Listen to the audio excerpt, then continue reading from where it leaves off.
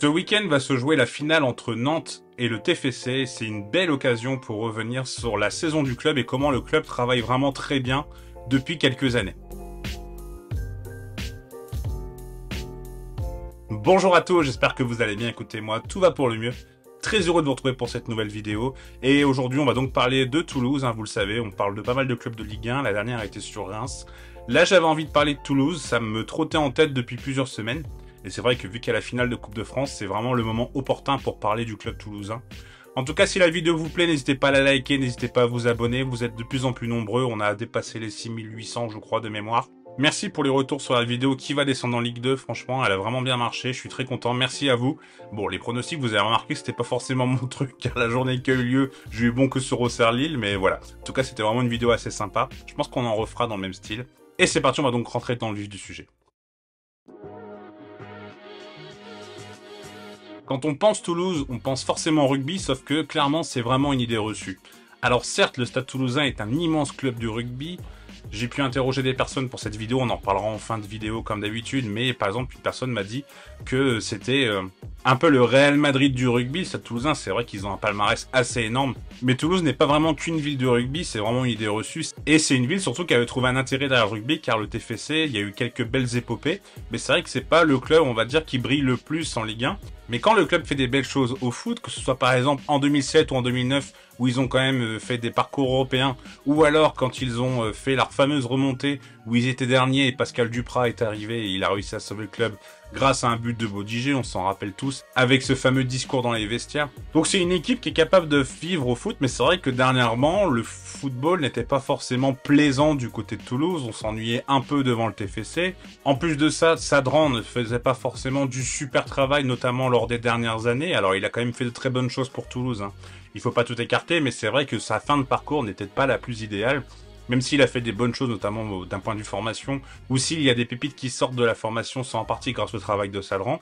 Mais ça a été beaucoup, et c'est ce qui a été le reproché le plus, c'est que Sadran avait écouté beaucoup ses copains agents, et le recrutement a été notamment fait à cause d'affinités avec des agents. Et c'est sûr que le club ne fonctionnait pas très bien, et le club était un peu en déclin, donc il y avait clairement un désintérêt pour le club, et ça peut se comprendre que Toulouse n'était pas forcément derrière son équipe. Sauf que depuis 2020, la dynamique a totalement changé grâce à Redbird, un groupe d'investissement qui a racheté le club. Et Damien Comolli a été mis comme président et clairement il a changé énormément de choses, on reparlera de lui juste après. Mais clairement il y a vraiment un élan autour du club, il y a plus de 23 000 spectateurs en moyenne, ce qui est vraiment une belle performance et on attend apparemment un guichet fermé contre Lens, donc ça augmenterait la moyenne vers 24 000 au stadium, donc c'est quand même une belle performance. Et il y a de plus en plus d'ambiance. Damien Comolli disait dans l'after que c'était les abonnés les plus jeunes de Ligue 1. Alors j'ai pas pu vérifier la statistique, mais s'il le dit, le connaissant, lui qui est fan de data, à mon avis, il dit pas ça au hasard. Il y a le Curva West notamment qui a été créé, voilà, donc on sent vraiment une vraie effervescence du côté de Toulouse. Et c'est une super chose de voir ce club briller, car c'est quand même une des plus grandes villes de France. Un club de football qui était, je vais pas dire délaissé parce que le mot est très fort, mais qui était pas forcément aux attentes par rapport au club de Toulouse. En plus de ça, autour de Toulouse, c'est vrai que si on cherche un grand club de foot, faut faire au moins 2 heures de route, et c'est vrai qu'il y a un énorme vivier, et clairement le TFC, il y a une capacité à pouvoir attirer toute la banlieue et toute la région autour de son club, donc clairement il y a vraiment quelque chose à créer, et Comolli est en train de le faire, et c'est vraiment une très belle chose. En tout cas, Toulouse pour l'instant fait vraiment une très belle saison, ils sont 12e de Ligue 1, ce qui est une belle performance, normalement ils sont sauvés, sauf catastrophe.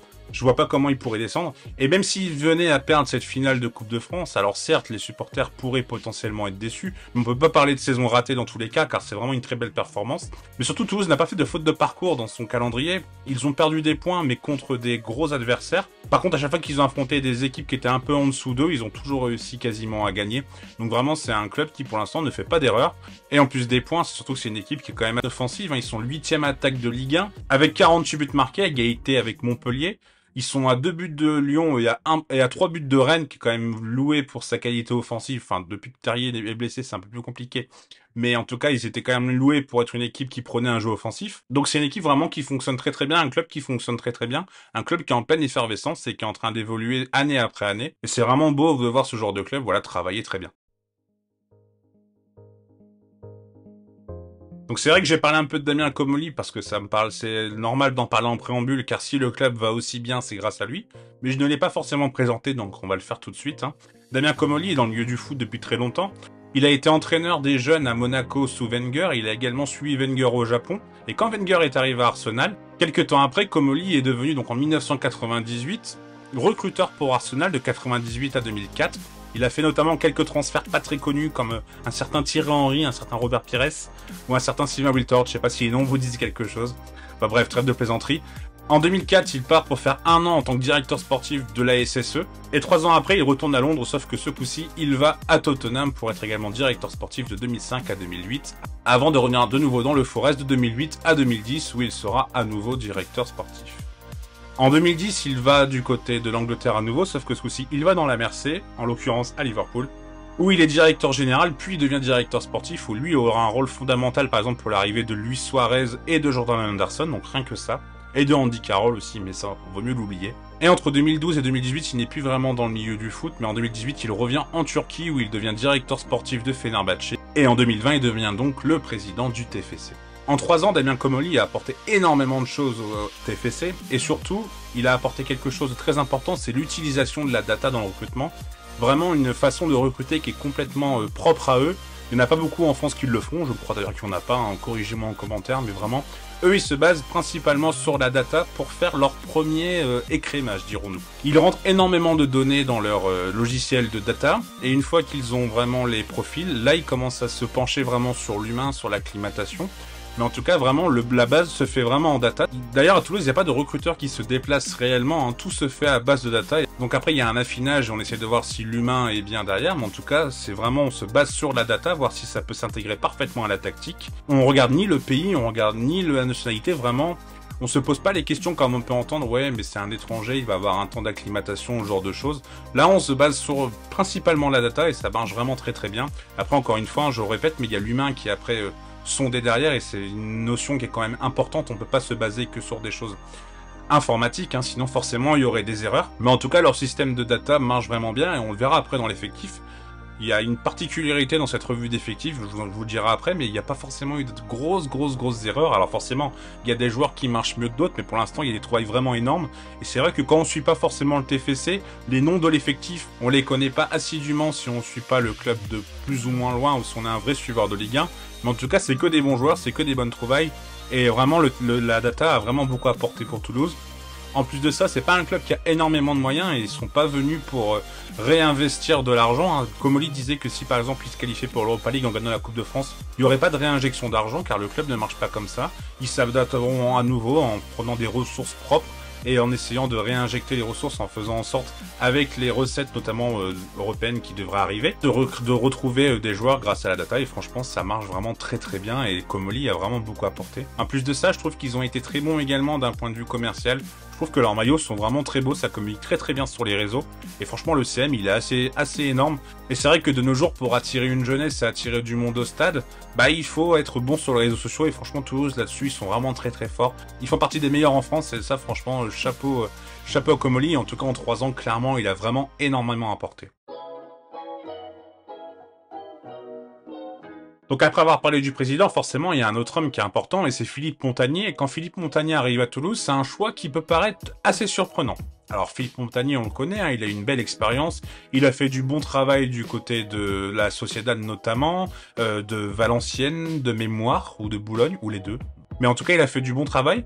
Mais c'est vrai que moi, j'avais une image de lui, par exemple, à Rennes, qui était pas forcément bonne, où c'était un jeu qui était plutôt fermé. Après, Rennes n'était pas forcément dans sa meilleure période, mais c'était pas le jeu le plus, le plus séduisant de Ligue 1, dirons-nous. Et après, il a fait notamment quelques années à Lens, où ça s'est bien passé, où si Lens monte en Ligue 1, c'est en grande partie grâce à lui. Il est viré 2 journées après la fin du championnat prématuré suite au Covid. Et le voir arriver à Toulouse, ça pouvait être surprenant, car on l'a dit, hein, Comolli est vraiment là pour faire quelque chose de nouveau. C'est un club qui est vraiment très très moderne dans sa façon de travailler. Et prendre, alors, un vieux briscard, l'expression est peut-être forte, mais prendre un entraîneur. Par exemple, on voit par exemple au Havre, ils ont pris un Esner qui est un peu plus jeune et qui a peut-être un peu plus, un peu plus cette image d'entraîneur moderne. C'est vrai que prendre Montagnier, ça pouvait être surprenant. Et finalement, c'est vraiment une très très belle pioche parce que franchement, Philippe Montagnier fait du très bon travail. Le jeu est spectaculaire. En Ligue 2 l'année dernière, ils ont quand même battu le record de buts mis par un club en Ligue 2 dans une saison. Ce qui est une très très belle performance et il a surtout une grosse capacité, c'est qu'il s'adapte parfaitement à ce que le recrutement lui donne. car Philippe Montagnier n'est pas du tout intégré dans la réflexion, hein. C'est pas lui qui décide de tel profil ou pas, comme je dis, c'est vraiment la data. Il a vraiment su faire preuve d'adaptabilité pour permettre aux joueurs de parfaitement s'intégrer à sa tactique, et en plus, avec la barrière de la langue, il a réussi à s'adapter parfaitement. Et ça, franchement, bravo Philippe Montagnier, il fait vraiment du très bon travail, et je le trouve plutôt bon dans sa com à Toulouse.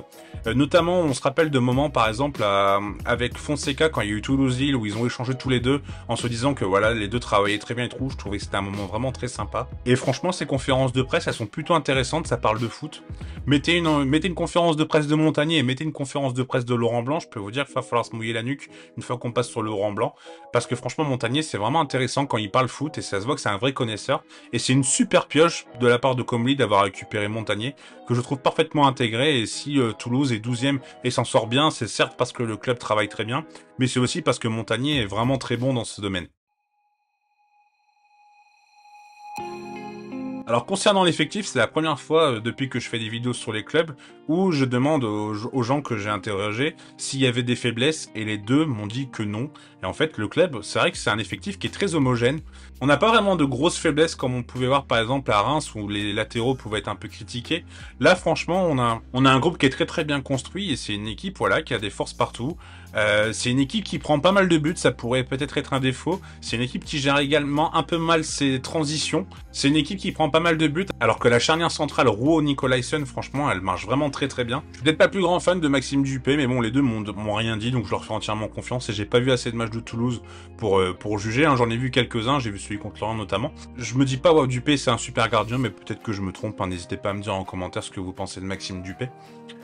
Peut-être qu'on peut également relever quelque chose, c'est que quand on est en transition, hein, qu'on passe de l'attaque en défense, c'est vrai qu'on a un peu de mal du côté de Toulouse à gérer cette transition. C'est notamment dû au manque de vitesse de milieux comme Van den Boomen ou Spearings, qui sont des joueurs vraiment très bons techniquement, d'un point de vue intelligence de jeu, QI football, il n'y a rien à dire. Mais c'est vrai que ça manque peut-être un peu de vitesse, c'est peut-être une légère faiblesse du TFC.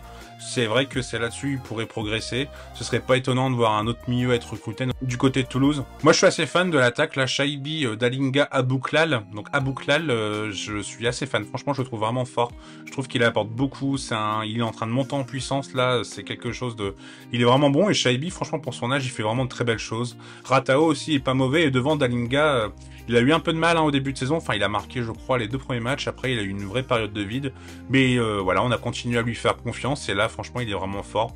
Il est assez chirurgical, il est assez renard de surface, je le trouve vraiment très fort.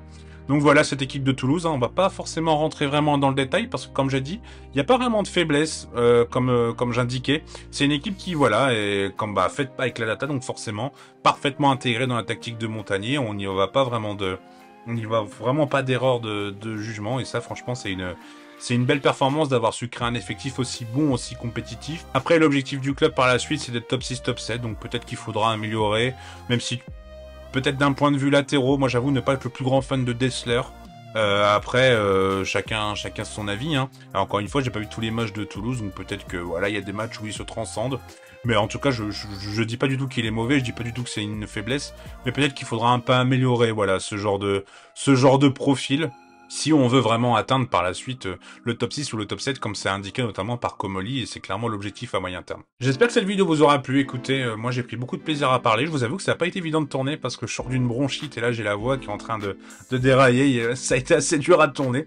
J'espère que le rendu sera bon. Je voudrais remercier les violets.com qui ont accepté de répondre à mes questions, franchement ils m'ont vraiment beaucoup aidé, donc merci à eux, n'hésitez pas, je mettrai les liens dans la description, n'hésitez pas à les suivre sur Twitter, n'hésitez pas également à les suivre, hein, notamment sur leur site tout simplement. Franchement c'est super bien. Je les ai découverts la semaine dernière pour être honnête, parce que je cherchais justement des gens qui m'aident sur le TFC. Franchement j'ai lu quelques articles et c'est vraiment très qualitatif, donc n'hésitez pas. Un grand merci également à Vincent Davas qui a su me répondre à pas mal d'informations. N'hésitez pas à le suivre également sur Twitter, un grand fan de data, enfin travaille en data également, donc n'hésitez pas à le suivre. Franchement Vincent super gars, moi j'adore, je le suis depuis un moment et c'est vraiment un plaisir de le suivre sur Twitter, donc n'hésitez pas à le suivre. En tout cas, on se retrouve la semaine prochaine. On va faire la vidéo sur les entraîneurs sous-cotés qui devait sortir avant, et malheureusement je suis tombé malade, donc j'ai pas pu la faire. Elle est écrite, donc elle devrait sortir mercredi si tout va bien. Et je vous souhaite une bonne journée ou une bonne soirée en fonction alors vous regardez la vidéo, une bonne finale si vous voyez la vidéo avant la finale. Et je vous dis à bientôt, prenez soin de vous. Tchuss!